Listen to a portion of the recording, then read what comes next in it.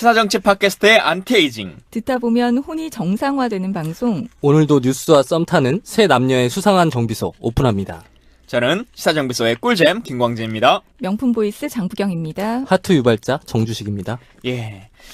오늘 여러 분들에 대한 이야기들을 계속 나누게 되는데 앞서 진성준 의원님의 이야기도 잘 들어봤습니다만 저희가 또 나름의 섀도우 캐비넷을 한 분 모셔봤습니다. 네.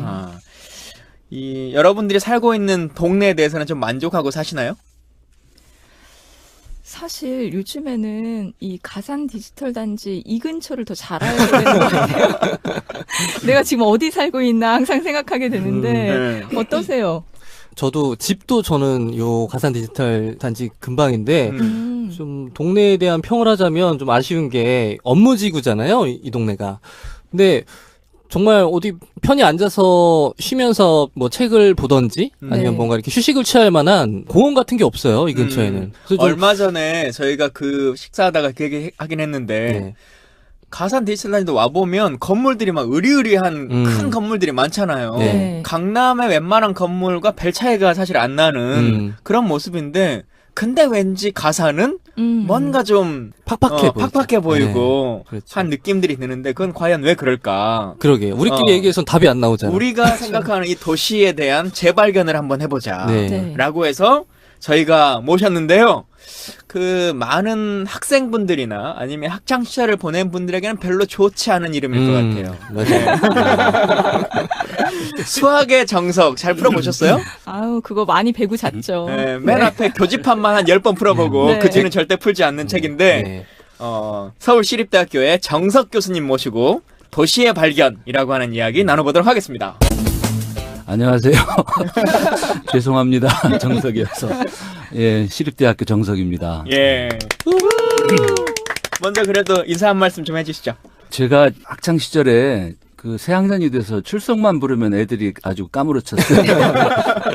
그 수학의 정석의 딘 학생들이 저를 괜히 이름 때문에 이렇게 싫어하기도 했고, 네. 그리고 그 전에는 아마 우리 그 부모님 연대에는 그 바둑의 정석으로 또 이제 유명했죠. 그리고 그 뒤로는 아마 어느 연극인가 영화가 나와서 작업의 정석. 영화 있었죠. 예. 그래서 어쨌든 한번 저 이름을 들으면 기억해 주셔서 이름 덕도 받고 있습니다. 예. 정석입니다. 실은 제가 교수님을 어떻게 만나게 됐냐면 네. 원래 막 친하게 지내는 관계는 아니에요. 근데 어쩌면 친해졌을 수도 있는 관계예요. 그게 왜냐면 뭐죠? 제가 서울시립대 대학원 도시공학 여기를 도시계획학과를 썼다가 떨어졌어요. 그래서 어쩌면 사제관의 관계로 만났을 수도 있는데 그때 제가 서울시립대 갔으면 어쩌면 국회의원 못했을 수도 있겠죠. 네. 근데 국회의원 떨어지고 나서 지역에 내려가고 있는 중이었는데 제가 이 책의 날짜를 보니까 2016년 11월 30일이더라고요. 네. 그날 교수님은 제 기억에 전주에 무슨 강연을 가신다고? 나주인가요? 예. 가신다고 하면서 기차에서 저한테 이 책을 한 권 선물해 주셨어요. 도시의 발견이라는 책을. 근데 사실 국회의원 하거나 아니면 아마 편집장님도 여기 회사로 책 많이 올 것 같은데 이런저런 보내주시죠. 책들이 오잖아요. 저도 받기도 하고. 그러면 그분들 입장에서는 이제 페이스북에라도 한번 좀 올려주고 홍보라도 좀 해주면 좋겠다. 이제 이런 생각으로 주시기도 하고 진짜 자기의 마음을 담아 주시기도 하고 하는데 또 제 입장에서는 읽어봐야 평이라도 하거나 그렇죠. 추천을 할 것 같은 느낌이 들잖아요. 네. 그래서 이렇게 쭉쭉쭉 잘 읽어봤어요. 근데 내용이 참 좋고 네. 우리가 한번 고민해봐야 될 지점이 있는 것 같다. 그래서 그냥 책 표지 이렇게 한번 홍보하는 것보다 직접 저자를 모시고 네. 책에 대한 숨어있는 이야기 그리고 사실 우리가 잘 모르는 이 도시의 내면들 이런 것들을 좀 같이 느껴봤으면 좋겠다는 생각으로 모시게 됐습니다. 네. 네. 그날 저도 기억이 나는데요. 인생살이가 2년이 굉장히 우연스럽게 이렇게 이어지는 것 같은데 KTX 그 기차를 타고 나주에 가는 길에 이렇게 화장실에 갔다 오면서 보니까 빛이 환하게 아우라. 아니 교수님 거짓말하시면 안 됩니다. 아니 정말이에요. 백열등 100개에 형광등인가? 예. 형광등 100개. 우리 저 인물들끼리는 또 알아보거든요. 이 근데 방송 불쾌합니다. 네.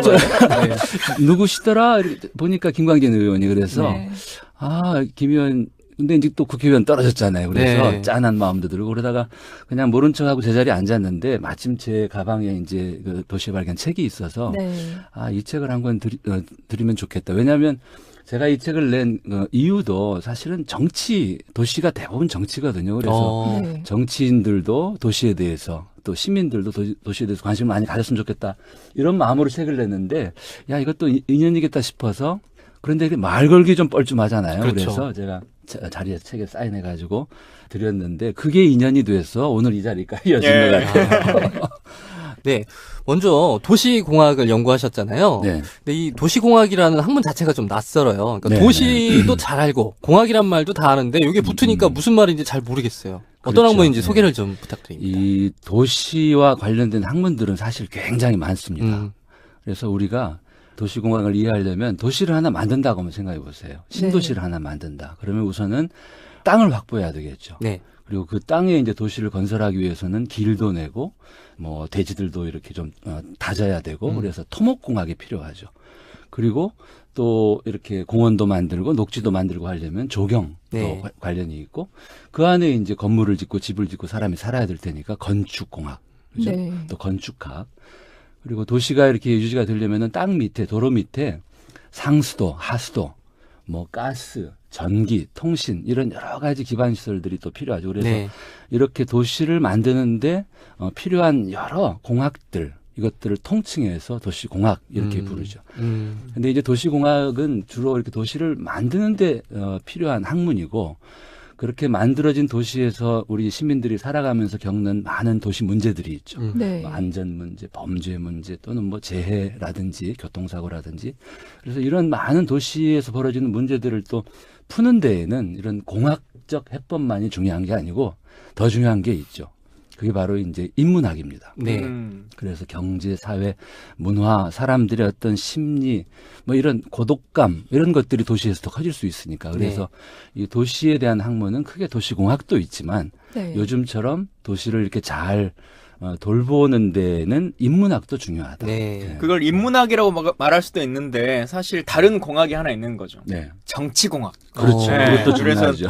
그 이 도시의 발견이라는 책 여러분들 좀 읽어보시면 좋을 것 같은데 이 책이 원래 제목을 교수님 정할 때는 도시의 정치학. 네. 이라고 정하는 게 맞겠다 스스로는 생각하셨다 네. 그래요. 근데 출판사에서 도시의 발견이라고 했다고 하는데 제가 독자로서는 모르겠어요. 제가 정치인이어서 그런지 모르겠는데 도시의 정치학이라고 하는 이름이 훨씬 더 잘 팔렸을 것 같다. 맞아요. 훨씬 섹시한 제목. 라고 하는 생각은 듭니다. 근데 도시의 정치학이라고 말하셨으니까 아주 그냥 단순하게 사람들이 생각하는 질문 하나 드리면 네. 일단 뭐 서울의 도시라고 하는 걸로 먼저 좀 생각해서 국한해서 말하자면 이명박의 도시 서울, 네.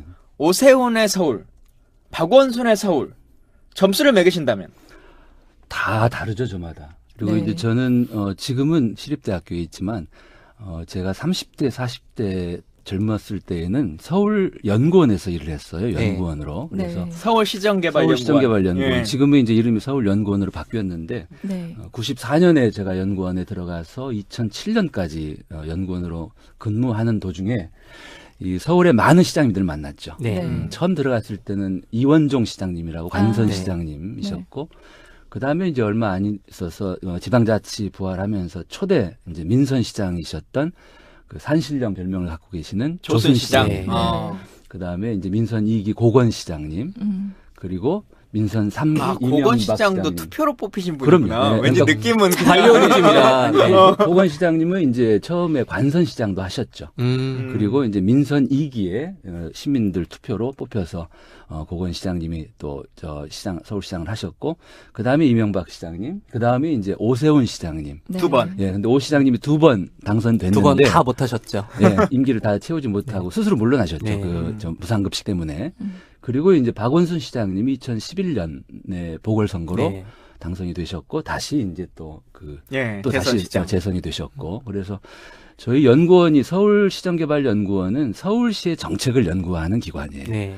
그리고 이제 저는 이제 도시설계 전공이기 때문에 도시설계 관련 연구들을 다 하면 항상 시장님께 마지막 순간에 보고를 드려요.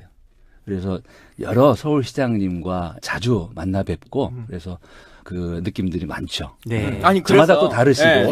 그래서 결국은 그러면 이 말씀의 근거는 네. 우리가 말하는 뭐 이명박의 청계천 네. 아니면 오세훈의 르네상스 도시 예, 예. 이런 것들을 기반을 내가 한 거다. 예. 아니 그렇지는 않죠. 그러니까 아니, 그 뭐 시장님들이 이제 어떤 생각을 가지고 도시를 경영할까? 네. 그거를 좀 이렇게 시민들이 꿰뚫어 볼 필요가 있습니다. 네. 그리고 겉으로 드러나는 도시에서 벌어지는 여러 가지 일들, 어떤 프로젝트들이 있죠. 뭐 뉴타운 사업, 청계천 복원 사업, 또는 대중교통 개편, 뭐 또는 지금 뭐 박원순 시장님 하시고자 하는 여러 가지 네. 뭐 협치 네. 또는 어떤 시민들, 마을 공동체 이런 것들을 왜 이분들은 하려고 하는지 그 속내를 좀 이렇게 시민들이 들여다볼 필요가 있는 네. 거죠. 예. 좀 더 구체적으로 설명을 해주셔야 될 것 같아요. 시장님들마다. 이제 예를 들면 이명박 시장님이 이제 취임을 하셨을 때 네. 가장 그때 크게 내걸었던 공약은 다 아시는 바대로 청계천 네. 복원이죠. 그 이명박 시장님의 그 청계천 복원 공약은 그 캠프에서 시작된 게 아니에요. 토지라는 책을 쓰셨던 박경리 선생님이 네.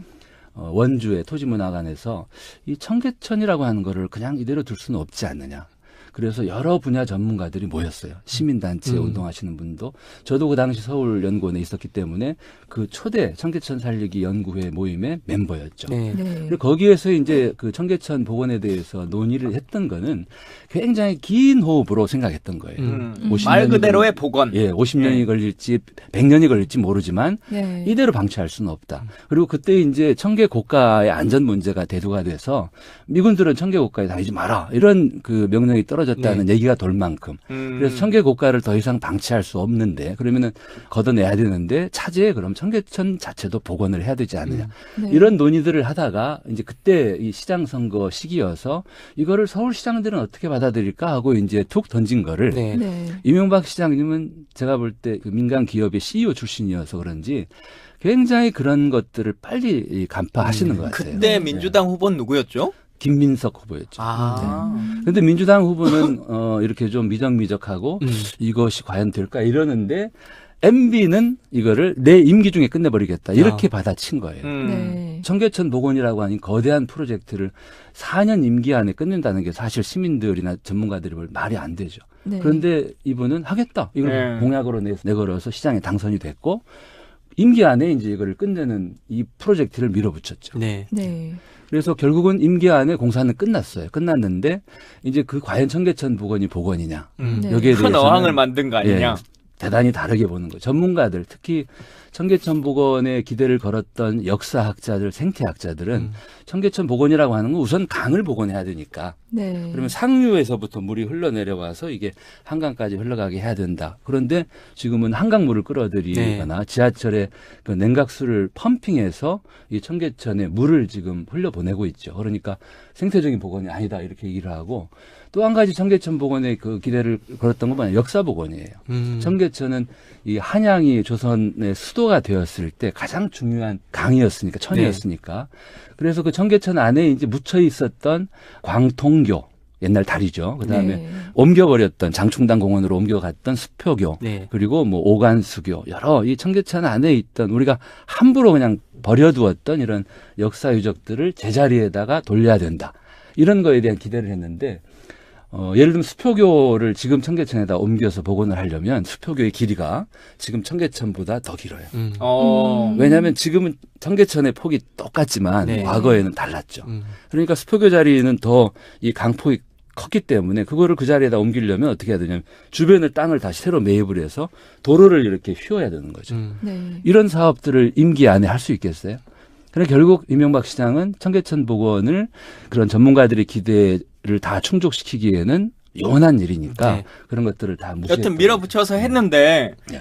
그 또 다수의 시민들은 좋아하는 분들도 많이 있지 않습니까? 그렇죠. 새로운 네. 공원이 이제 만들어졌고 그게 포인트인데요. 네. 그러니까 이명박 시장님은 아마 그거를 그러니까 전문가들의 어떤 관점, 전문가들의 목소리는 그렇게 중요하지 않다. 결국은 다수 시민들, 대중들의 눈높이가 더 중요하다. 그러면 도시의 정치학의 관점에서 보면 네. 이명박이 성공한 것이다. 대단히 정치적으로 아주 성공적인 것이었죠. 그럼 그 바람에 이제 네. 대통령까지 되셨죠. 네. 딱 그 지점이 아까 이야기한 도시공학과 정치공학이 어쩌면 갈등하는 부분일 수 있는데 네. 그럴 때 정치가마다 이 선택하는 어떤 다릅니다. 무게중심이 다를 것 같아요. 그렇죠. 예. 그 이명박 시장은 아무튼 정치공학을 선택했다고 보는 게 저는 그렇게 맞을까요? 봅니다. 네. 그러면 그 다음 시장님은 또 이야기 계속해 주시죠. 네. 오세훈 시장님은 저는 자주 뵀죠. 제가 보기에도 대단히 핸섬한 분인데 네. 한 번은 이제 제가 표창을 받을 일이 있었는데 그 시상식에 저는 해외 출장을 가서 제가 모시고 사는 우리 집 마님께서 네. 아이들과 함께 그 시상식에 가 상을 받았는데 그런 얘기를 합니다. 가까이에서 보니까 정말로 네. 잘생기셔서 이 마음이 혹했다고. 네. 그만큼 오 시장님은 아주 잘생긴 분이에요. 그리고 오 시장님이 이제 그 임기 중에 했던 중요한 프로젝트들이 여러 개 있는데 이제 그 중에 하나가 디자인 서울 프로젝트, 네. 그리고 한강 르네상스, 그리고 아마 그 지금 동대문의 DDP 네. 뭐 이런 프로젝트들인데 제가 이제 저 도시설계 전공이어서 저는 이 도시에서 이 디자인이 갖는 중요성에 대해서 저도 깊이 공감합니다. 네. 그리고 오 시장님께서 하셨던 디자인 서울 프로젝트는 잘한 것도 참 많아요. 네. 서울의 어떤 서체도 만들고 서울의 고유한 색채들도 이렇게 만들고 그리고 여러 가지 도시를 좀 더 이렇게 그 디자인을 통해서 이렇게 발전시키려고 했던 점은 대단히 훌륭하신데 네. 그게 조금 또 그 지나친 점도 있는 것 같아요. 뭐 예를 들면 세빛동동섬 네. 프로젝트라든지 네. 또는 동대문 DDP 같은 게 우리나라, 우리 도시에, 우리 서울에는 좀 볼거리가 없다. 네. 이제 이런 생각에서 저는 시작된 거라고 봐요. 그리고 명품이 필요하다. 뭐 이를테면 시드니에 가면 시드니 오페라 하우스가 있는데 네. 왜 한강변에는 그런 게 없냐. 그리고 동대문 DDP 같은 경우도 세계적인 유명한 건축가의 작품이죠.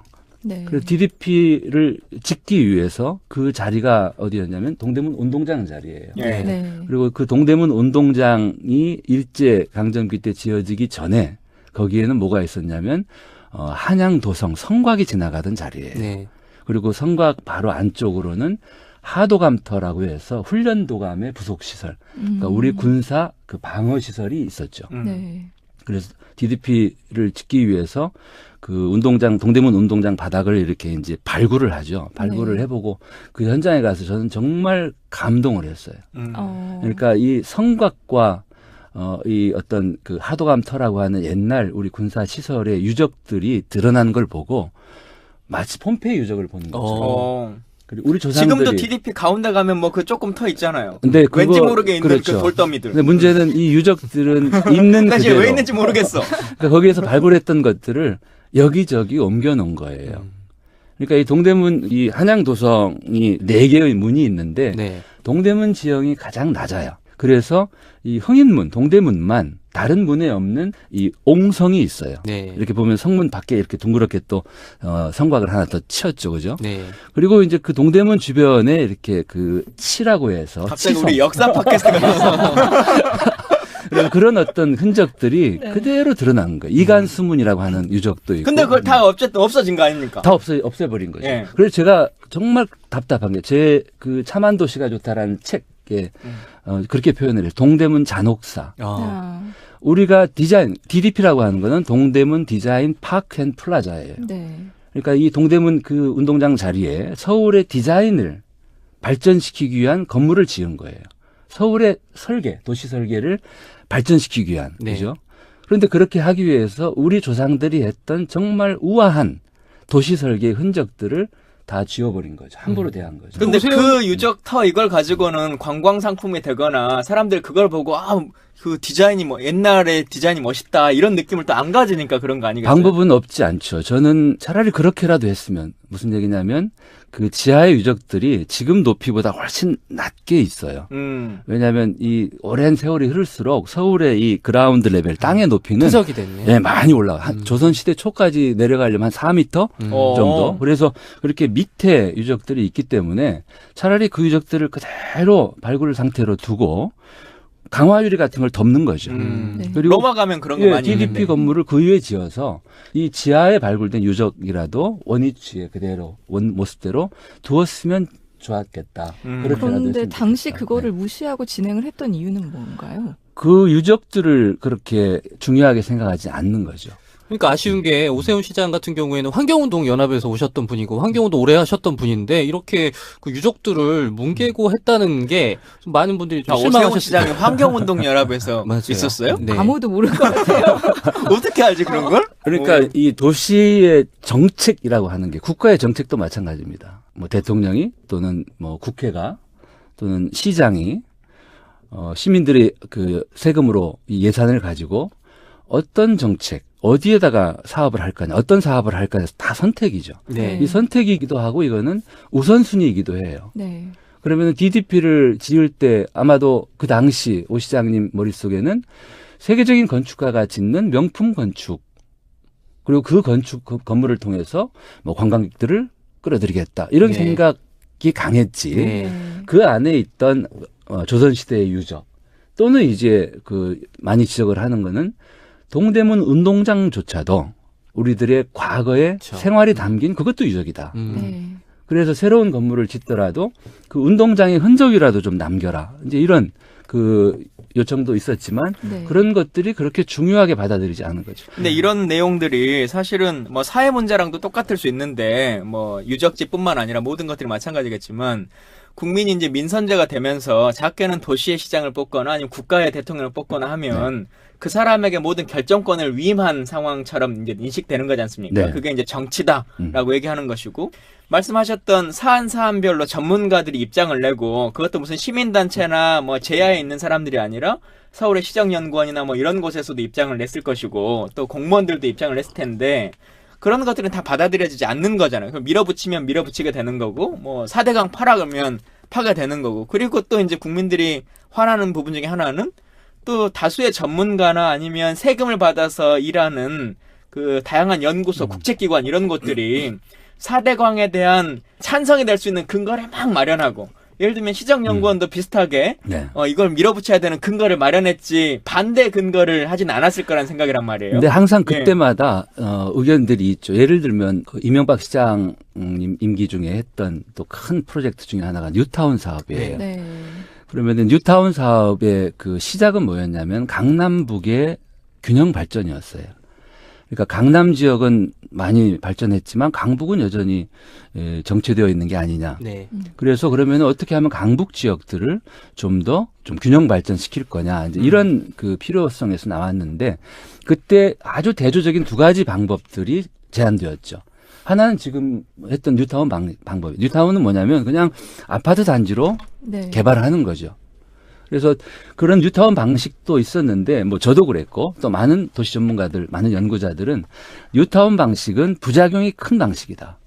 왜냐하면 강북 지역에 지금 그 지가가 낮은 상태에서 자 여기 뭐 기름동을 또는 어디 은평구 어느 동네를 또는 왕십리를 뉴타운 구역으로 지정하는 순간 지가가 오릅니다. 네. 그러니까 거기 사는 분들은 지가가 오르니까 좋아하시죠. 네. 그런데 이미 지가가 오르고 난 다음에 거기에 아파트 단지를 만들려면 건설회사들이 그 땅을 매입할 때 네. 비용이 많이 드는 거죠. 네. 네. 그러니까 결국은 더 많은 비용, 더 많은 밀도로 고층으로 더 고밀도로 지어서 건설회사도 이익을 내야 되기 때문에 과밀 개발이 될 수 있어요. 네.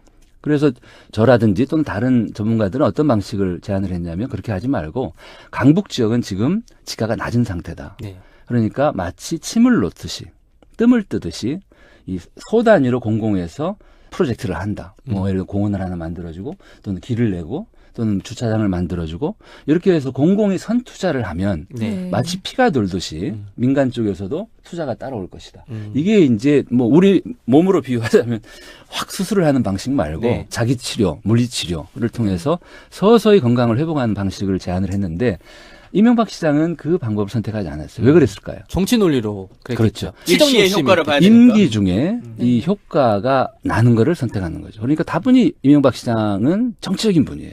그리고 그 대중들의 눈높이를 아는 거죠. 내 임기 후에 나중에 이제 이 뉴타운은 오세훈 시장 때도 그대로 이어졌어요. 네. 그러다가 오세훈 시장 임기 후반에 더 이상 뉴타운이 이제는 애물덩어리가 된 거예요. 네. 아마 기억하실지 모르겠어요. 그 당시에는 여야 할 것 없이 모든 뭐 국회의원 또는 지방자치단체장들이 다 뉴타운을 공약으로 내걸었어요. 그거 안 하면 큰일 나는 줄 알았으니까. 네. 그런데 뉴타운이 생각처럼 안 됐던 거죠. 그러니까 뉴타운을 하겠다라고 해서 뽑힌 단체장들이 다 떨어진 거예요. 네. 그래서 오세훈 시장 임기 후반에는 뉴타운 방식을 더 이상 하지 않겠다. 이렇게 된 거죠. 그리고 박원순 시장 취임한 뒤에는 그렇게 대단위로 뉴타운 사업 대신에 재개발하는 대신에 집을 고치고 길을 고치는 말하자면 마을 만들기 방식으로 정책을 바꾼 거죠. 근데 시민들의 입장에서는 그렇게 투여를 하고 마을 만들기를 하고 뭐 뉴타운을 하고 하는 기본적인 목표 중에 하나가 내 사는 동네 집값이 좀 오르면 좋겠다라고 맞습니다. 하는 건데 맞아요. 예. 사실 뭐 마을 만들기 벽화 좀 그리고 뭐 이렇게 동네 텃밭 만들고 이래가지고는 동네 기본적인 집가가 오르지 않잖아요. 네, 맞습니다. 이것에 대한 수요를 맞출 수 있을까요? 그러니까 이제 결국은 그 정치인들이나 단체장들은 이 정치로부터 자유로울 수 없는데 그래서 정책을 세울 때 그런 것들을 다 계산을 하죠. 네. 네. 그러니까 이제 정말 중요한 건 우리 시민들이에요. 네. 그러면 나는 내가 도시에서 사는 시민으로서 우리 도시는 또는 우리 마을은 어떻게 되면 좋겠는지 네. 이런 생각들이 있는 거죠. 그리고 그 생각의 가장 맨 밑바닥에는 이기심이 있어요. 네. 네. 나와 우리 가족 또는 우리 집의 가격이 올라갔으면 좋겠다라고 그거를 부인할 수 없죠. 그렇지만 나의 개인적인 이익도 중요하지만 함께 우리 마을 주민들이 함께 좋아지는 네. 공익도 있죠. 네. 예, 함께 공짜 공익도 있고 모두 공짜 공익도 있고. 네. 그래서 시민들이 그런 것들을 생각하면서 지금 시장이 이런 정책이 누군가 민간 기업에 유리한 정책이고 나한테는 결국 피해가 올 수 있다 이런 것 같으면 반대를 네. 하시면 되는 거죠. 근데 그렇지 않으니까 이것들이 계속해서 대중들의 어떤 그 지지를 받는 정책처럼 받아들여질 수 있는 거죠. 그 예를 들면 방금 그 말씀하신 공익에 부합하는 어떤 도시 개발을 하자면 예를 들자면 네. 박원순 시장의 마을 공동체 이런 게 있을 수 있을 것 같아요. 네, 그런데 네, 네.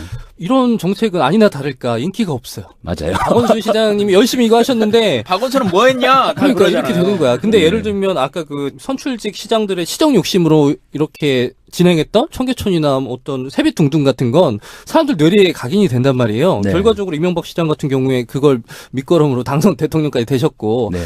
이걸 견제할 수 있는 방안이 어떤 시민들의 어떤 의식 수준이 높아진다? 이건 약간 좀 공허한 얘기 같아. 실질적으로 예, 예. 견제할 수 있는 장치 뭐 이런 게 어떤 게 가능할까요? 그래서 아마 시간이 걸릴 텐데, 뭐 네. 예를 들면 이제 박원순 시장님 때 했던 것 중에 시민들이 잘 모르시는 게 하나 있어요. 그 중에 하나가, 공평 재개발의 유적 보존인데, 아까 그 DDP 말씀드렸죠. 이 공평동, 인사동 바로 가까운 공평동에, 건물을 헐고 재개발을 하다 보니까 다시 이 땅 밑에 발굴을 했죠. 네. 조선시대 이 주거지가 그대로 드러난 거예요. 네. 그래서 이 기와 건물, 그 건물에 이 마루 있죠. 네. 마루에 이렇게 탄 그 나무가 그대로 흔적까지. 드러났고, 예. 네. 그 다음에 작은 우물도 나오고, 그리고 이제 문자리도 나오고, 그리고 골목길도 나오는 거예요. 그래서 그 유적들이 발굴된 거를 보면서, 그때 뭐 시장님도 현장에 가시고, 저희 전문가들도 가서, 자, 이거를 이번만큼은 한번 원위치에 그대로 보존해보자. 그렇게 해서 실제로 건물주들하고 협의를 해서 서울시가 이 공평동의 유적은 그 자리 그대로 네. 두고 건물을 그 밑에 지하를 또 쓰고 네. 물론 엘리베이터가 지나가는 데에는 그만큼은 또 예. 받겠지만 네. 그래서 유적을 제자리에 이렇게 복원한 것들도 했죠. 그래서 상당히 많은 그 박 시장님 프로젝트는 그렇게 한마디로 했는데 아무도 모르잖아요. 그런 게 있는지 돈을 막 엄청 들였을 텐데 그렇게 어렵게 공사를 하면 세금을 들여서 네. 아무도 모르잖아요. 그게 문제죠. 그러니까 근데 아마 그 뭐 예를 들면 마을 공동체 사업도 박 시장님 그 취임식에 이렇게 내걸었던 캐치프레이즈를 혹시 기억하실지 모르겠어요. 취임식 자리 처음 그 보궐선거에서 그 연단 앞에 이렇게 붙인 글이 있어요. 그게 뭐냐면 시민이 시장입니다. 그러니까 박원순 시장의 정책의 가장 핵심은 시민들이 주도하는 도시를 만들겠다. 네. 그리고 그거를 다르게 표현하면 혁신이에요. 음. 박 시장님은 시장 되기 전에 당신 명함에 뭐라고 쓰고 다니냐면 소셜 디자이너, 네. 그러니까 사회 혁신가. 그리고 실제로 그렇게 살아오셨고, 그래서 서울을 바꾸는 일의 가장 중심은 시민들에게 달려 있다. 네. 그래서 이제 그 마을 공동체 그 프로젝트 같은 경우도 그 마을에서 활동했던 활동가들이 정책을 만든 거예요.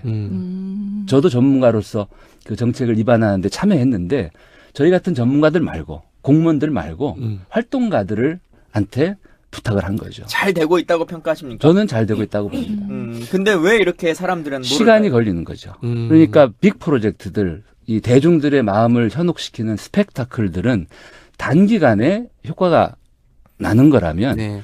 우리 몸의 건강이 서서히 좋아지는 것 같은 이런 것들은 시간이 걸리는데 근데 청계천 복원 말씀하실 때 네. 박경희 선생님은 한 50년이 걸리더라도 막 이렇게 말씀하셨다 그러잖아요. 근데 예를 들면 시장이 몇십 번이 바뀌는데 50년이면은 4년 다니면 몇 번이에요? 60번 바뀌는 거잖아요. 그러면 네. 그 동안 사실 현실성이 없는 얘기 아니냐. 박원순 시장이 마을 만들기라고 하는 것도 이렇게 길게 이분이 장기 집권으로 18년간 막 하시는 게 아니니까. 박 시장님 정책의 관건이 어느 분들은 그렇게 얘기하시더라고요. 이 우리나라에서는 역시 여성들의 파워가 센데 이 여성들에게 인기가 좀 부족한 거 아니냐. 그렇게 어느 분이 지적해요.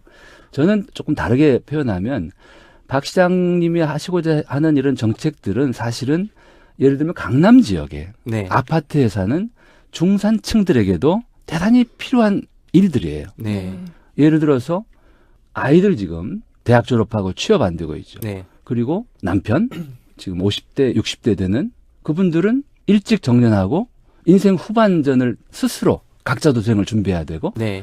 또 어르신들, 뭐 시부모들, 친정 부모님들은 아직도 한참 남은 인생을 또 살아가셔야 되고. 네. 그래서 예를 들면은 청년들을 위한 뭐 청년 일자리, 청년 허브 같은 정책들, 네. 또 50대, 60대들을 위한 인생 이모작. 네. 요즘에는 이제 50 플러스라고 이렇게 얘기를 하는데 이런 네. 프로젝트들이 사실은 다 우리 중산층들을 포함한 대부분 시민들에게 절절한 프로젝트들이거든요. 그런데 그런 것들이 잘 전달이 안 되는 것 같아요. 그래서 네. 결국 우리가 이 마을의 개념이라는 게 좀 불특정해서 아파트에 사는 사람들은 사실 마을이라는 게 별로 그렇죠. 없는 옆집에 누구 사는지 잘 느낌처럼 모르죠. 느껴지기도 하고 마을 만들기 사업은 무슨 주택에 사는 사람들이 그 옛날 주택 사는 사람들이 막 그걸 해야 될 것 같은 느낌들이 드는 거잖아요. 근데 저는 이제 조경 전공했거든요. 네네. 예, 그래서 매번 고민스러운 것 중에 하나 그런 거였어요. 그 법에 의하면 얼마 정도의 규모마다 도시를 만들 때마다 근린공원 이런 걸 막 만들어야 되는데 우린 근린공원 디자인이나 설계를 하면 언제나 그냥 뻔한 근린공원을 컨트롤 C, 컨트롤 V만 해요. 네. 동네와 상관없이. 네. 근데 그 뭐 임대주택이 주로 있는 동네여서 애들이 주로 한 대여섯 살이다. 그런 동네는 근린공원도 좀 애들에 맞춰서 해야 되는 거고 60대, 70대가 주로 사는 아파트 동네가 있는데 그런데도 애들 노는 놀이터 크기는 똑같이 그냥 한단 말이에요.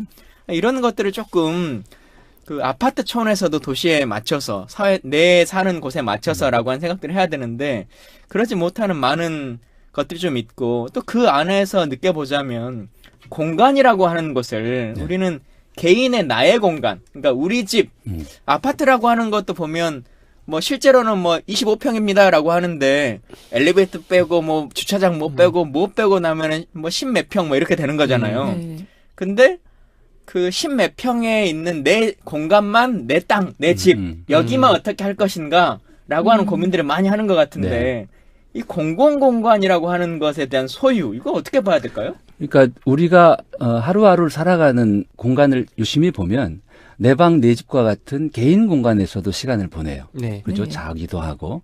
근데 이제 집을 나서서 공공 공간에서도 많이 보냅니다. 네. 모두, 시민 모두의 공간에. 그리고 그 사이에 어떤 공간이 있냐면 공유 공간이 있어요. 그러니까 내 거는 아니지만 우리 것. 우리 아파트 단지 안에 있는 이런 공간. 네. 그래서 내가 도시에서 행복하려면 개인 공간만 풍요로워서는 안 돼요. 그러니까 공공 공간도 안전하고 쾌적해야 되고 그리고 우리가 공유 공간 어떻게 사용하느냐가 우리 삶의 도시 삶의 행복의 그 비결이에요. 네. 네. 그래서 예를 들면 과거에는 공동주택에서 우리가 많이 살았죠. 아파트 같은. 근데 요즘에는 공동체 주택이 뜨고 있어요. 그러니까 공동주택은 누군가가 지어놓은 집에 내가 그냥 들어가서 사는 거예요. 그 내 집, 옆집, 우리 이웃들은 남이 정해준 거죠. 네. 공동체 주택은 함께 살 사람들을 먼저 정하는 거예요. 마을을 구성해서 그렇죠. 우리 하는 네. 거죠. 예. 그래서 지금 그 성미산 마을에 소행주, 소통이 있어 행복한 주택 같은 이런 공동체 주택이 굉장히 많이 늘고 있는데 이 공동체 주택은 공유 공간이 많아요. 네. 근데 그런 것은 좀 있는 사람들, 뭐 상위 그래도 한 10% 안에는 드는 사람들이어야 할 수 있는 거 아닙니까? 그렇지 않습니다. 저희 제자가 이번에 석사 논문을 썼는데 그 논문에 그 주제가 이거예요. 공동체 주택은 경제적인가? 그러니까 공동체 주택을 짓고 구입하고 거기에 산다는 것은 경제적으로 더 유익하다. 이거를 논문에서 얘기를 했죠. 무슨 얘기냐면 공동체 주택을 짓는 비용이 그냥 그와 유사한 다세대 주택이나 아파트를 구입하는 비용에 비해서 크게 비싸지 않다. 네. 공유 공간이 들어가기 때문에 약간 비쌉니다. 네. 그런데 그 공동체 주택에서 생활하는 비용은 대단히 줄어든다. 네. 비용이 많이 절감된다. 뭐 그런 것들을 밝혔죠. 그래서 우리가 그냥 내 것만 내 거라고 생각하지 마시고 저는 아파트 단지에서도 생각해 보세요. 아파트 단지 안에 지하 주차장의 일부에 공동으로 쓸 수 있는 세차장 같은 걸 하나 만든다면. 네. 그러면 일요일 날 거기 가서 오, 괜찮다. 세차하면서 이웃들과 같이 아빠들이 모여서 엄마들 뒷담화도 하고 옛날 빨래터처럼 네. 또 아파트 단지 안에 공방, 목공방 네. 같은 거 하나 만들어서 거기에서 주말에 가서 아빠들, 엄마들이 아이들을 위한 원목 가구를 만들어 줘.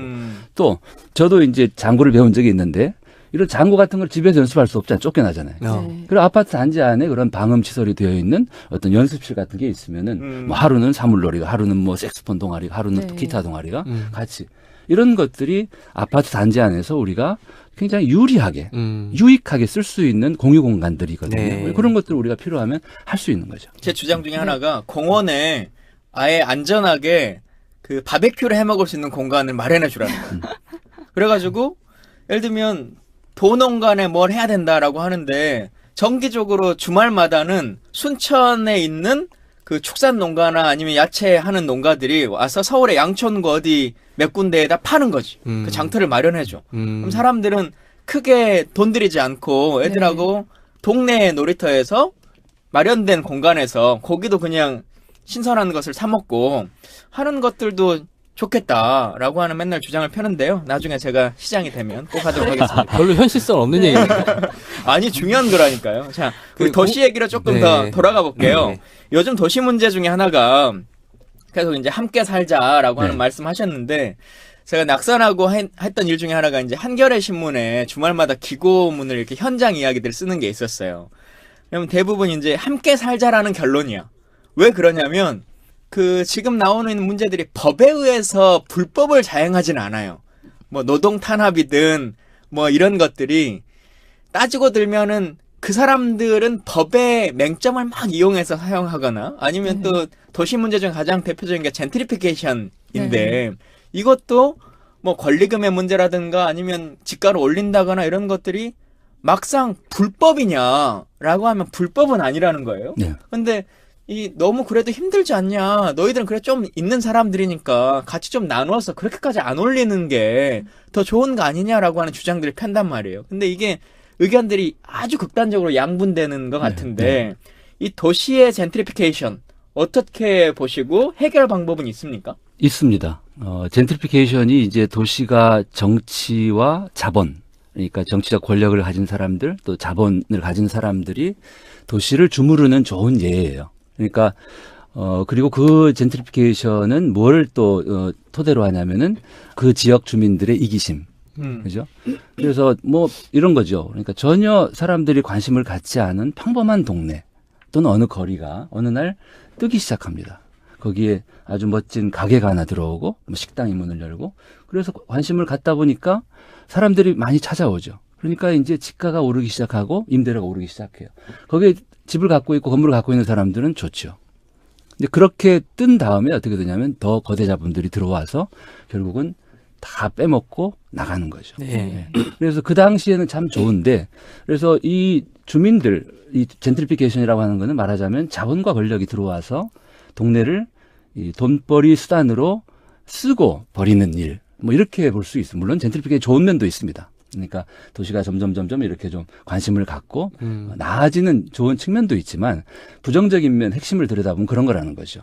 그러니까 어느 마을조차도 그냥 돈벌이의 수단으로 쓰는 거예요. 거대한 자본을 가진 사람들이. 근데 이 자본주의 사회에서 네. 그것을 막을 수 있는 방법이 있냐는 거예요. 막을 수 있는 방법이 두 가지인데 하나는 행정의 힘이 있습니다. 네. 예, 뭐 국가나 지방자치단체는 그런 것들을 규제할 수 있는 권한도 있고 또 지원할 수 있는 예를 들면 힘도 어떤? 있으니까 예를 들어서 특정 용도가 거기를 다 지배하지 못하도록 어떤 용도를 규제할 수 있는 권한도 있고 개발을 규제할 수 있는 권한도 있고 그리고 거기에 있는 어떤 세입자라든지 임차 상인들을 지원해주는 방법도 있어요. 네. 그런데 이 행정기관의 어떤 역할이라고 하는 거는 말하자면 응급조치 같은 거예요. 그러니까 결국은 더 큰 역할을 할 분들은 그 지역에 사는 주민들이죠. 그리고 더 중요한 역할을 하는 분들이 건물주들이죠. 네. 그래서 건물주와 세입자들의 이해관계가 서로 다르지만 그런 예들도 있습니다. 건물주들이 우리는 뭐 과하게 임대료 인상을 하지 않겠다. 네. 그 이유는 우리 동네가 한꺼번에 확 바뀌는 걸 원치 않는다. 네. 그래서 우리 동네가 좀 서서히 오래오래 발전했으면 좋겠다. 지속 가능했으면 좋겠다. 이런 마음을 갖는 건물주들이 세입자들과 같이 하나의 공동체가 되는 거죠. 그렇게 되면은 이제 막을 수 있는데 그렇지 않고 각자가 자기 이익을 위해서 따로따로 모래알처럼 움직이면 네. 백전백패라고 생각해요. 네. 아까 그 공유 공간의 중요성에 대해서 말씀하셨잖아요. 네. 그 서울 시민들이 이번에 그 공유 공간의 중요성을 한번 깨닫게 된 좀 계기가 있었던 것 같아요. 네. 촛불 집회. 광장. 서울 광장이 그렇죠. 그 아까 말씀하신 네. 그 공유 공간에 부합하는 곳이잖아요. 네. 그래서 외국에서도 이 서울의 촛불 시위를 보러 마치 그 한류 상품처럼 이렇게 서울에 보러 놀러 오신다고 하잖아요. 네. 이게 도시 브랜드 이미지를 만들어 가는데 뭐 이런 촛불 집회가 좀 긍정적인 역할을 할 수 있다고 보십니까? 촛불 집회는 여러 가지 참 어떻게 보면 기적 같은 일이에요. 그죠? 네. 그렇게 100만 명씩 모여서 아무 일 없이 이렇게 헤어지는 걸 보면 외국인들이 깜짝 놀랄 만큼 저는 촛불 집회를 이 도시에 공부하는 사람으로서 어떻게 보냐면 주권 선언으로 봅니다. 그러니까 시민들이 또 국민들이 내가 나라의 주인이다. 내가 도시의 주인이라고 하는 거를 행동으로 보여주는 거. 네. 그래서 이제 이 도시에 대한 시민의 권리라고 하는 중요한 개념이 있어요. right to the city라고 하는데, 그러니까 도시라고 하는 것은 시민의 것이다. 네. 그러니까 도시에 대한 시민의 권리. 그러니까 여기서 그러면 시민의 것이다의 대척점은 뭐 정치인의 것이 아니다입니까? 자본의 아니면 것이 아니다. 어. 그러니까 항상 자본과 아마 우리 사회 최대의 강자는 자본일 거예요. 이 자본은 늘 도시도 이익의 수단으로 보죠. 네. 그리고 이제 정치 권력이 자본으로부터 자본보다도 시민들을 대변하는 정치 권력도 있을 수 있지만 네. 대부분은 자본의 영향권 안에 있겠죠. 그래서 이 자본과 정치 권력이 도시의 주인 행세를 하는 것에 대한 시민들의 당당한 권리 주장. 이거를 이제 도시에 대한 시민의 권리라고 얘기를 하죠. 세계적으로. 네. 그래서 그런 권리들을 시민들이 주장하고 그만큼 당당하게 권리를 갖는 좋은 도시를 만들 권리, 또 문제가 많은 문제투성이 도시를 시민들의 요구대로 바꿀 권리. 그런 권리를 행사하는 나라의 국민들이 선진국 국민들이고 선진 도시 시민들이죠. 네. 서울에 대해 계속 얘기를 하고 있잖아요. 그러니까 이 정권에 따라서 어쨌든 이 수도를 바라보는 거 어떻게 옮길 것이냐, 뭐 이것도 논쟁이 계속 되고 있잖아요. 네. 수도를 어떻게 봐야 되느냐 이거에 대한 고민도 있으실 것 같아요. 글쎄요, 지금 서울을 특히 뭐 우리나라 이 수도권은 뭐 전 국민 인구의 거의 절반이 지금 몰려 있죠. 그리고 네. 이 서울이 이렇게 인구가 늘어나고 도시가 팽창한 역사는 전 세계에 유례가 없어요. 그래서 오죽하면 폭발적인 성장이라고 표현해요. 그만큼. 그러다 보니까 이제 이 서울과 수도권의 전 국민 절반이 지금 몰려 있는데 이 도시 문제는 사실은 국토 문제하고 맞물려 있어요. 그래서 서울과 수도권에는 인구가 너무 많아서 문제. 그런데 더 지금 심각한 문제는 지방과 농어촌 네. 또 지방 도시에서도 그 구도심에는 사람들이 다 빠져나가서 빈집, 학교는 폐교되고 그렇죠. 그래서 사실 이 도시 문제를 해결하기 위해서는 이 국토의 문제, 불균형 문제를 풀어야 되고 그런 차원에서 이 서울이 너무나 과도하게 모든 정치, 경제에 다 몰려 있으니까 서울의 기능 일부를 좀 지방으로 보내자 이런 논의들이 나오는 거죠. 그리고 지방에 있는 분들은 그런 것들에 대해서 더 절박하죠. 네. 다 뺏긴 느낌. 그렇죠. 그래서 이 도시 문제도 결국은 저는 우리 박원순 시장님이 지난번에 불출마 선언을 하시고 그리고 다시 이제 서울시장의 임무에 충실하겠다 말씀을 하셨죠. 그리고 저는 기대하건대 3선 하셨으면 좋겠어요. 왜냐하면 서울이 변화하는데 시간이 필요합니다. 그래서 3선 하시면서 이 시민들을 시정의 주인으로 삼는 이런 것들이 좀 더 뿌리 내리고 좀 더 많은 시민들에게 좀 체감할 수 있게 그리고 제가 개인적으로 더 기대하는 거는 서울시장은 아무리 서울시장으로서 역할을 잘해도 본전이에요. 본전도 안 돼요. 왜 그러냐면 서울이 잘 되면 그만큼 지방은 상대적으로 또 힘들 수 있으니까. 그래서 저는 박 시장님께 기대하는 거는 서울과 지방의 상생을 네. 위한 정책과 여러 가지 사업들도 좀 하셨으면 좋겠다. 아까 우리 김 의원님이 얘기하신 것처럼 서울에 가지고 있는 어떤 힘을 또 그런 힘이 필요한 지방과 같이 쓰는 거죠. 네. 또 지방의 도시들이 또 서울에 와서 우리가 뭐 농산물을 구매해 준다든지 뭐 폐교된 건물을 서울시가 고쳐서 서울 시민들이 그곳을 가 쓸 수 있게 한다든지 또 서울과 인접해 있는 수도권 도시들과 서울시가 행정구역이 달라서 못하는 것들이 많아요. 네. 그것들을 같이 한다든지 그래서 서울도 좋아지면서 지방도 좋아지는 저는 서울 인구가 지금 1,000만 아래로 떨어지고 있는데 더 줄어도 상관없다고 생각해요. 네. 서울 아파트값 떨어집니까? 아니 그거를 도시공학 전공하신 분한테 여쭤보면 아니 서울 아파트 사도 돼요? 어떻게 됩니까? 제가 이 도시를 연구하고 교수님은 집 사셨어요? 지금 집이 없습니다. 그 도시 공부 중에 이렇게 제가 해온 공부들이 다 돈이 안 되는 공부였어요. 뭐 보행 공간 연구, 경관 연구, 마을 만들기 연구, 오래된 것들 보존하는 연구. 제가 선택을 잘못했던 것 같아요. 그래서 저한테 그걸 묻지 마십시오. 네. 그러면 전공으로 가자면 네. 시민들의 참여를 통해서 이 세상을 바꿀 수 있고 또 그 권력을 갖고 있다라고 말씀하셨는데 네. 우리가 몰라서 못하는 경우들도 참 많이 있거든요. 예. 이 공유 공간 중에서 뭐 작은 단위든 아니면 좀 큰 단위든지 간에 이런 것들은 시민들이 이런 참여를 하면 확보해서 이렇게 훨씬 더 잘 쓸 수 있을 텐데 서구에 뭐 어떤 그런 예들이 있는데 왜 우리는 이런 것들을 포기할까라고 하는 예를 좀 거론해 주시면 좋을 것 같아요. 뭐 우선은 좀 아파트 단지에 많이들 사실 테니까 아파트 단지 안에 내 집만 내 거라고 생각하지 마시고 좀 시야를 넓혀서 많은 잠재 자원들을 좀 발견하셨으면 좋겠어요. 뭐 예를 들면 요즘에 주말 농장들 많이 하시죠. 네.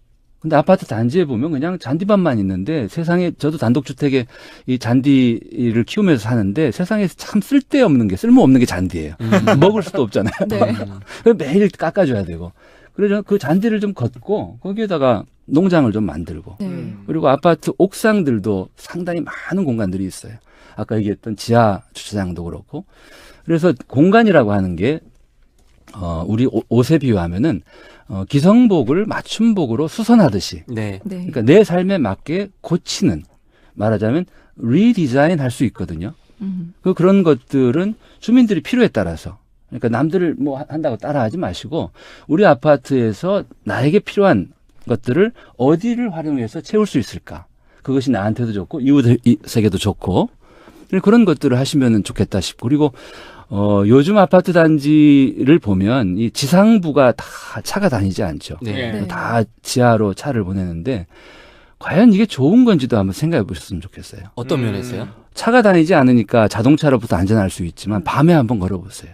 네. 인적이 아. 드물죠. 네. 그러니까 물론 CCTV가 지켜줄 거라고 믿을 수 있지만 그래서 시민들이 우리가 사는 마을과 도시를 이렇게 좀 보시고 그러니까 주어진 것 나는 거기에 맞춰 살아야겠다 이렇게 생각하지 마시고 네. 이게 최선입니까?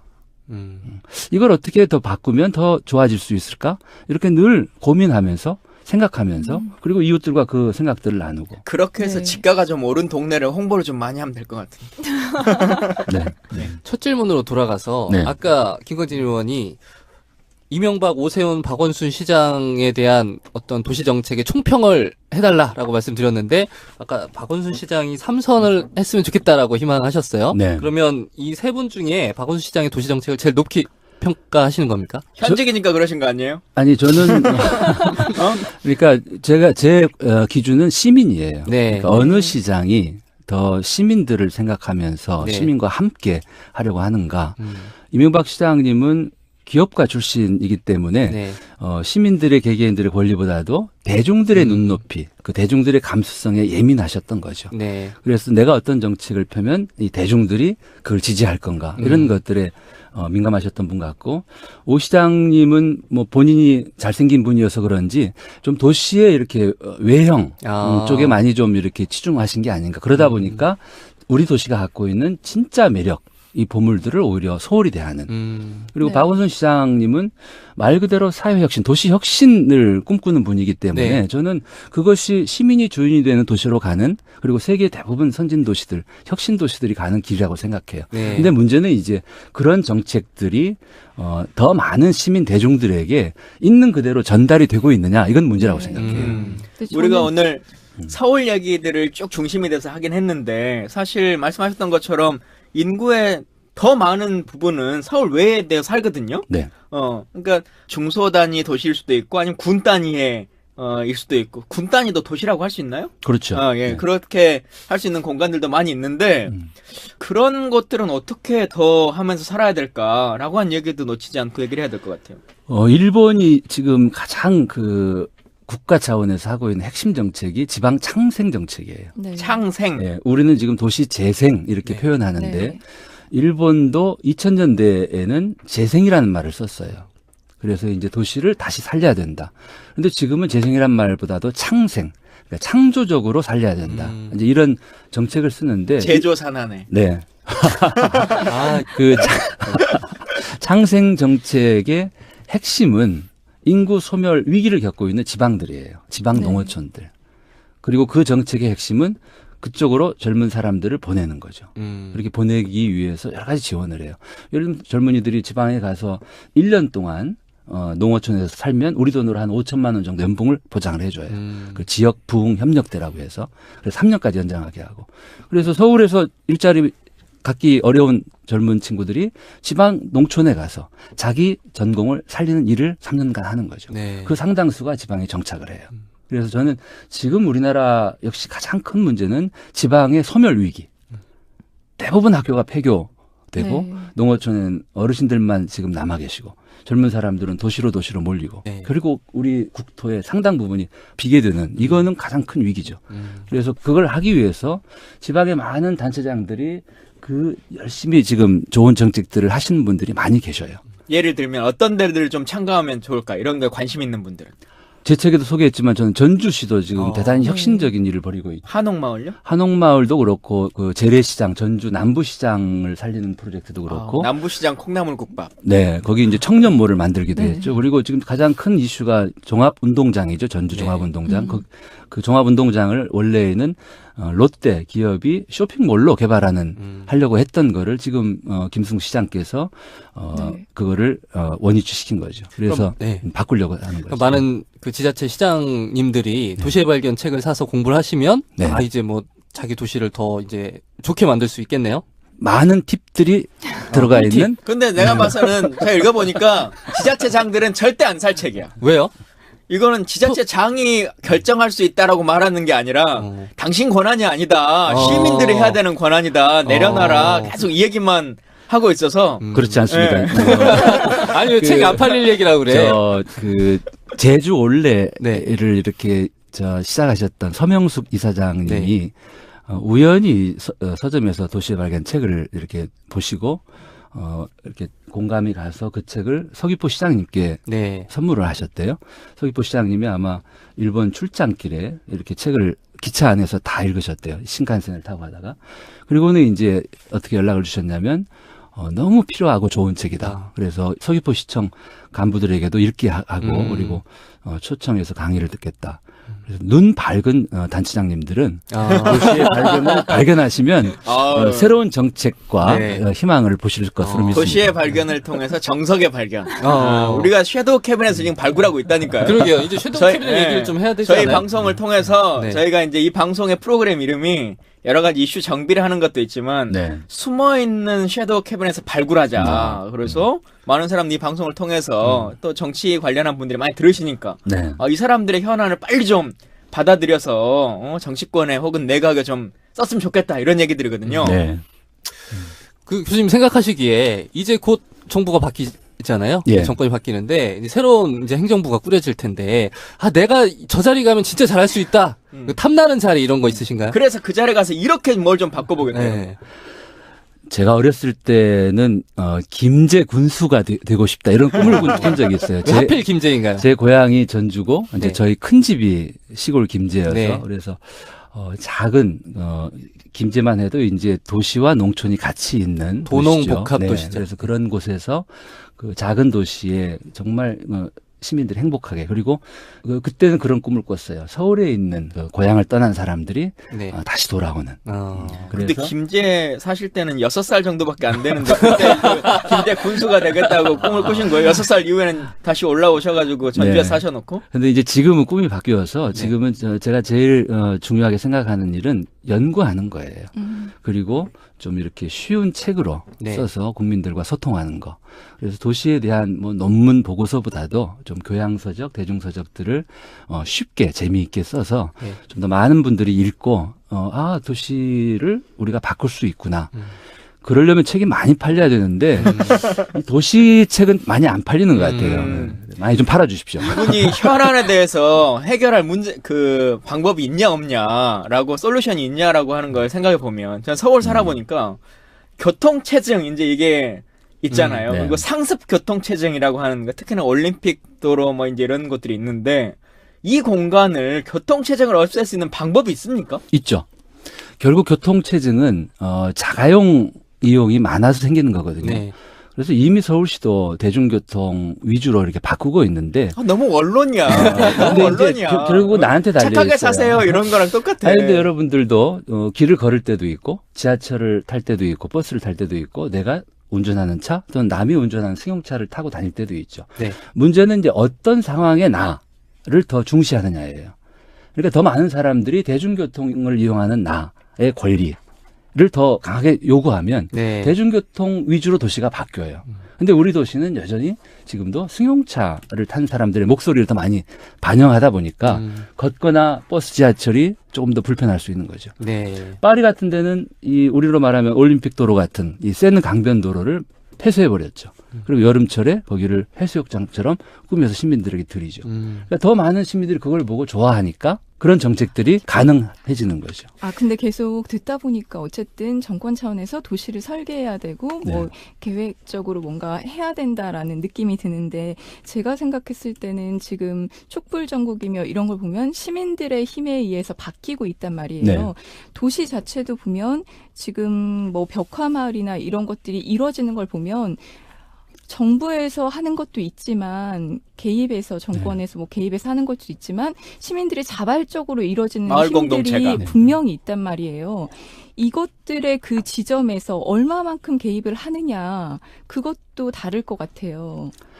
가장 중요한 거는 시민들이 표현하는 거라고 저는 생각해요. 야, 가만히 있지 말고 촛불 100만 개가 모였다는 거는 뭐예요? 야, 우리 국가의 주인은 나다. 대한민국은 민주공화국이다. 아무리 우리가 마음속으로 생각을 해도 네. 그건 드러나지 않죠. 그런데 광화문 광장에 종로에 100만 개의 촛불을 든 시민들이 등장하는 순간 이거는 명백하게 표현이 된 거죠. 그러니까 시민들이 자신의 권리를 국민들이 자신의 권리를 내가 주인이다. 그리고 나는 이렇게 요구한다라고 표현하는 게 중요하다고 생각해요. 아파트 단지도 대부분 주민들은 무관심해요. 자기들 그 개인적인 먹고 사는 일에.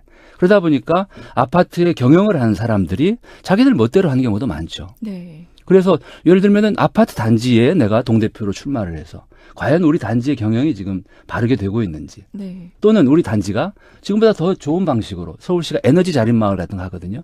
어느 아파트는 LED 등 교체해가지고 4년 동안 4억을 경비를 줄인 거예요. 그 돈으로 경비원들의 봉급을 올려드린 거예요. 네. 이런 식으로 할 수 있는 방법들이 많이 있는 거죠. 결국은 내가 그냥 그 말없는 모래알처럼 침묵하는 주민으로 살지 않고 당당하게 말하고 이웃들과 같이 소통하고 우리들이 원하는 것들을 실천하는 이런 태도들이 변화를 가져오게 하는 거예요. 그것이 저는 혁신이라고 생각합니다. 예. 자, 이렇게 시사정비소에서 서울시립대 정석 교수님 모시고 도시의 발견이라고 하는 이야기들을 쭉 나눠봤는데 결론은 교수님의 다른 책의 제목과도 맞출 수 있는데 그러니까 튀는 도시보다 참한 도시, 그러니까 우리의 삶을 지켜내는 그런 도시가 필요하겠다. 그러길 위해서는 시민들의 하나하나의 참여들 그리고 국민들의 함께하는 노력들이 필요하겠다라는 말씀 주셨는데요. 마지막으로 우리 청취자분께 마무리 인사해 주시고 마치겠습니다. 예, 도시는 내 행복의 중요한 조건입니다.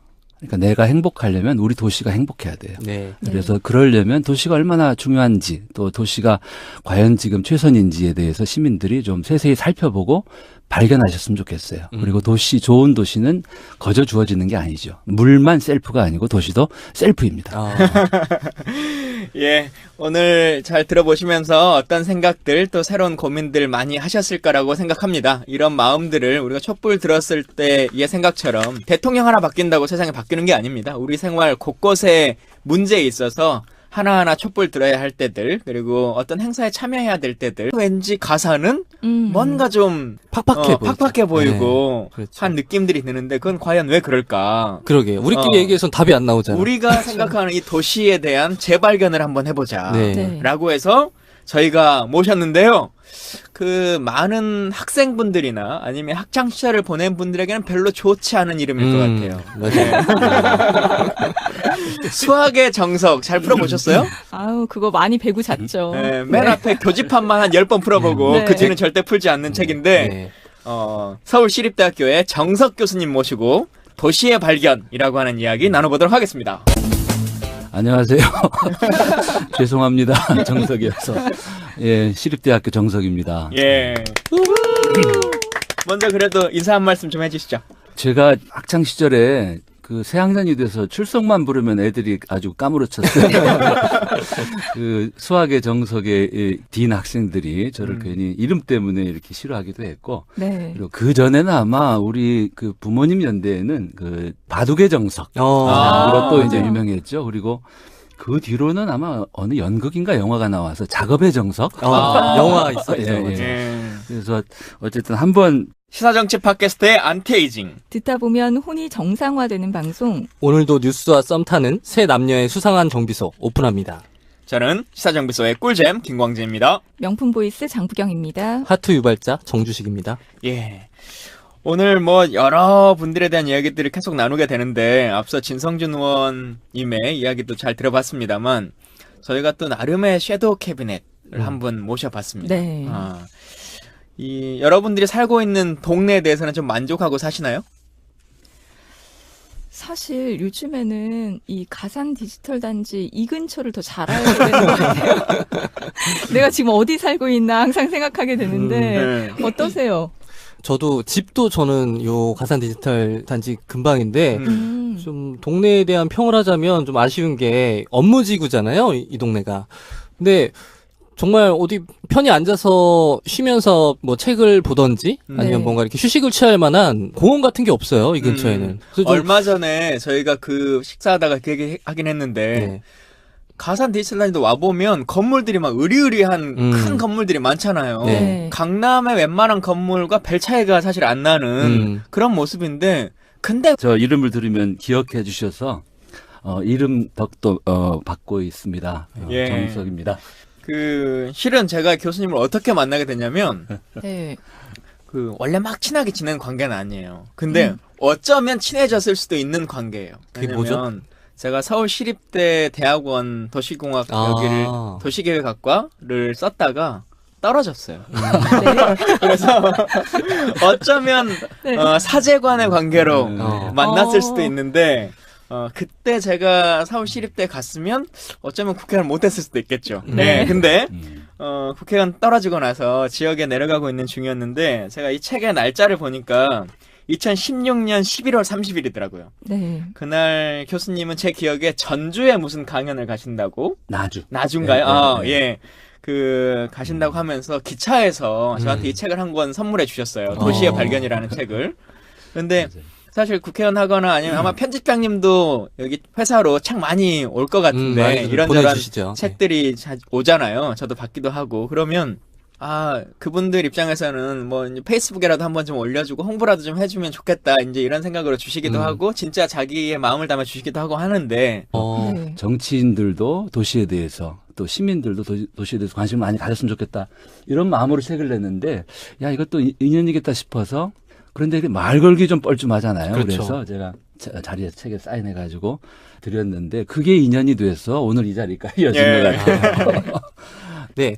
먼저 도시공학을 연구하셨잖아요. 네. 근데 이 도시공학이라는 학문 자체가 좀 낯설어요. 그러니까 네, 도시도 잘 알고 공학이란 말도 다 아는데 이게 붙으니까 무슨 말인지 잘 모르겠어요. 어떤 그렇죠. 학문인지 네. 소개를 좀 부탁드립니다. 이 도시와 관련된 학문들은 사실 굉장히 많습니다. 그래서 우리가 도시공학을 이해하려면 도시를 하나 만든다고 한번 생각해 보세요. 신도시를 하나 만든다. 그러면 우선은 땅을 확보해야 되겠죠. 네. 그리고 그 땅에 이제 도시를 건설하기 위해서는 길도 내고 뭐 대지들도 이렇게 좀 다져야 되고 그래서 토목공학이 필요하죠. 그리고 또 이렇게 공원도 만들고 녹지도 만들고 하려면 조경도 네. 관련이 있고 그 안에 이제 건물을 짓고 집을 짓고 사람이 살아야 될 테니까 건축공학, 그죠? 네. 또 건축학. 그리고 도시가 이렇게 유지가 되려면은 땅 밑에 도로 밑에 상수도, 하수도, 뭐 가스, 전기, 통신 이런 여러 가지 기반 시설들이 또 필요하죠. 그래서 네. 이렇게 도시를 만드는데 필요한 또 제 입장에서는 읽어봐야 평이라도 하거나 그렇죠. 추천을 할 것 같은 느낌이 들잖아요. 네. 그래서 이렇게 쭉쭉쭉 잘 읽어봤어요. 아, 근데 내용이 참 좋고 네. 우리가 한번 고민해봐야 될 지점이 있는 것 같다. 음. 그래서 그냥 책 표지 이렇게 한번 홍보하는 것보다 직접 저자를 모시고 네. 책에 대한 숨어있는 이야기 그리고 사실 우리가 잘 모르는 이 도시의 내면들 이런 것들을 좀 같이 느껴봤으면 좋겠다는 생각으로 모시게 됐습니다. 네. 네. 그날 저도 기억이 나는데요. 인생살이가 2년이 굉장히 그 우연스럽게 이렇게 이어지는 것 같은데 KTX 그 기차를 타고 나주에 가는 길에 이렇게 화장실에 갔다 오면서 보니까 빛이 환하게 아우라. 아이 교수님 거짓말 하시면 안 됩니다. 아니 정말이에요. 백열등 100개에 형광등인가? 예, 형광등 100개. 우리 저 인물들끼리는 또 알아보거든요. 아, 이 근데 방송 불쾌합니다. 정말. 네. 누구시더라? 이렇게 보니까 김광진 의원이 그래서 네. 김 의원 근데 이제 또 국회의원 떨어졌잖아요. 그래서 네. 짠한 마음도 들고 그러다가 그냥 모른 척하고 제자리에 앉았는데 마침 제 가방에 이제 그 도시 발견 책이 있어서 네. 이 책을 한 권 드리면 좋겠다. 왜냐하면 제가 이 책을 낸 이유도 사실은 정치 도시가 대부분 정치거든요. 그래서